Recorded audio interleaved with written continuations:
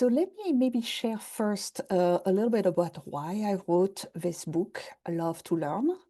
And simply, this book relates a very deeply personal story. Simply because early childhood education quite literally changed the trajectory of my very own life. So that's a pictures when I was around 3 years old. And at that age, I was late everything. So I was a late walker, a late talker. And so my parents decided to have me take one of those psychological evaluations.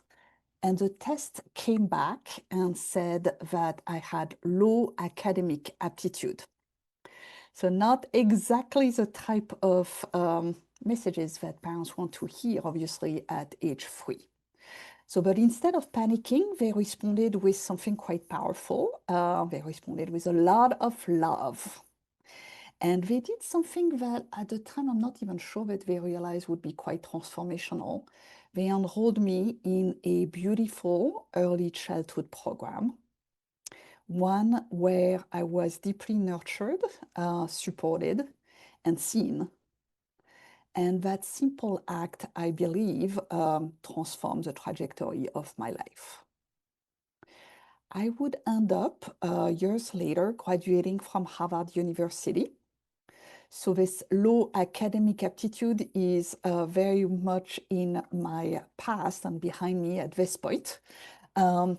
But this deeply personal experience highlighted for me the importance of investing in early childhood education and the transformational impact we can have both individually and societally in investing in the early years.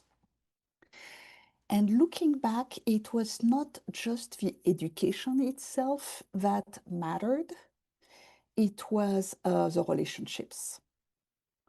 So certainly starting with the care of my parents, as I mentioned already, as well as the warmth of my early childhood educators and teachers later on, but especially two early childhood educators that I speak at length in the book that really made a profound difference for me.